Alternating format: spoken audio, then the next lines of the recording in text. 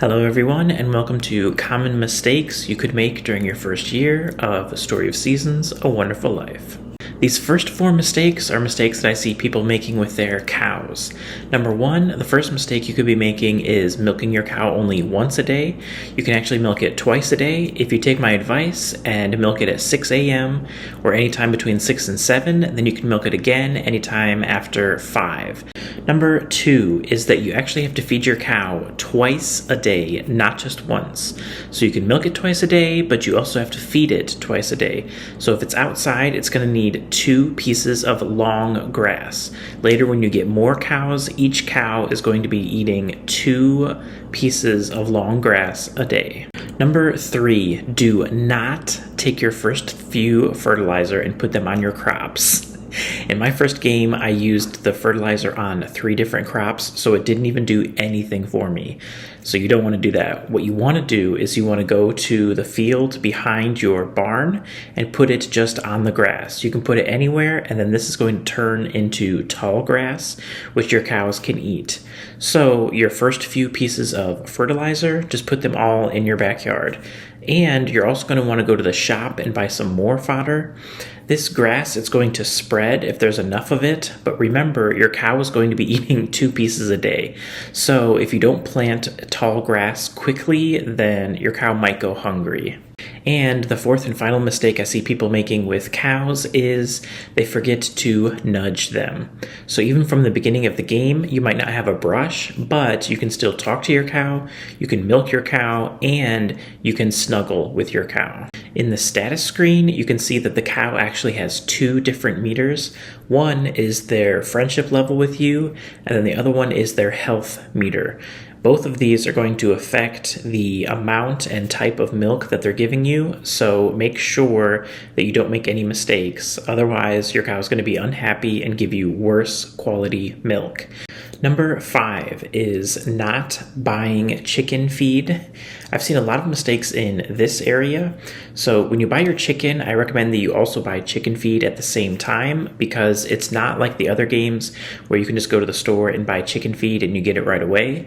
No, what's going to happen in this game is on day 1, you're going to go to this book, you're going to order the chicken and the chicken feed, and then the next day, they're going to deliver the chicken to your chicken coop. Where's the chicken feed? Well, it's going to be given to you in this blue box that's right by your home.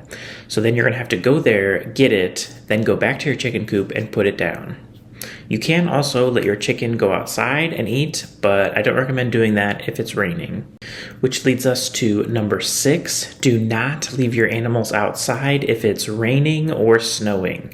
In this version of the game, your animals are not going to get sick. However, remember that they do have this health meter, and if this health meter goes down, then you're going to get lower quality items. Number 7 is do not take all of your items and try to sell them in your shipping bin.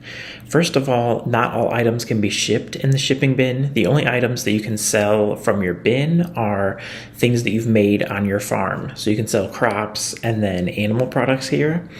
However, doing this is not the way to make the most amount of money. What you're going to want to do is wait for Van to come on the 3rd and the 8th. Then you can go to him and sell the items directly to him, and he'll take practically anything that you want to sell. When you sell to him, you can also reject his first offer. If you reject his first offer, there's a 49.5% chance that he's going to give you a better offer. You can do this up to 5 times, but you can see here the percent chance of that happening gets lower and lower. So to get the highest amount of money, you're going to have to see how much time are you willing to spend. Keep in mind, though, that he's only going to do this if he's friends with you, but he only needs to be at a 60, which is about where he starts at the beginning of the game. So as long as you don't offend him, then you should be able to do this. Moving right along to number 8 is never setting up your own shop in town. Setting up your own shop in town has several benefits. First of all, you can sell things that you normally couldn't sell on days that Van doesn't come. So if it's the 1st, 2nd, 4th, any day except for the 3rd and the 8th, then you can set up your own shop and you can sell stuff to get money immediately. Also, when people come to buy things from your store, you're going to get two options. You can sell it to them for a 10% discount, and if you do that, then their friendship level with you is going to increase. So you can make some money, and you can become better friends with the villagers. Which leads us to point number 9.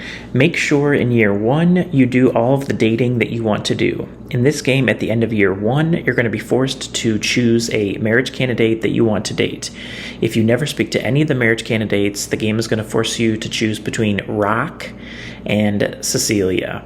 However, if your friendship level is really high with any of the other marriage candidates, there'll also be a choice for you to choose at the end of year 1. Of course, this is assuming that you did not successfully give the blue feather to any of the marriage candidates. Number 10, I've also seen some people not become friends with Nina in year 1, and this is a massive mistake that you definitely do not want to make. So when you start this game, make sure that you become friends with Nina from day 1. Every day you can give her a flower, and then by the end of the year, she's going to reward you with a recipe. So make sure you get on that ASAP. Number 11, whatever you do, do not buy the seed maker. You can get a seed maker for free if you become friends with Daryl. You can give him 2 fish a day, and then he'll give you the seed maker for free. Which leads us to number 12, which is some villagers, they're going to accept 2 gifts a day. So as you're playing the game, I recommend you try to give each villager 2 gifts. Some of them, like Daryl and Lumina, they're going to accept 2 gifts in one day. There's no penalty to showing people gifts that they like, so you might as well experiment and see if someone will take 2 gifts in one day.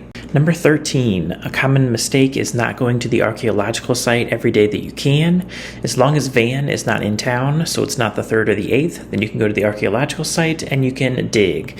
You definitely want to dig as much as possible because you can get these golden keys that are worth 1,000 gold, and you can get these right from the very beginning of the game. You actually don't have to go around and dig in all the different spots. You can just stay in one spot and keep digging. If you do this, you'll keep digging deeper and you might find more items. So if Carter is in your way, which I've seen some people complain about, you don't have to worry, just go to a different spot and just keep digging in that one. Number 14 is not going to the forest and getting a recipe every day.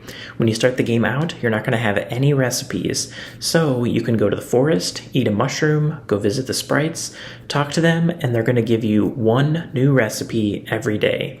To get more new recipes, you're going to have to level up your cooking ability, so make sure that you're cooking every day. And the last common mistake that I've seen very often is using the first field to plant your first few crops. When you start the game, you have 2 pieces of land available to start farming. If you use the one that's closer to your home, that's actually the poorest quality soil. You should use the one on the right because this one has higher quality soil, which means you don't need to use as much fertilizer to get the quality of your crops up. I hope you're enjoying Story of Seasons, A Wonderful Life.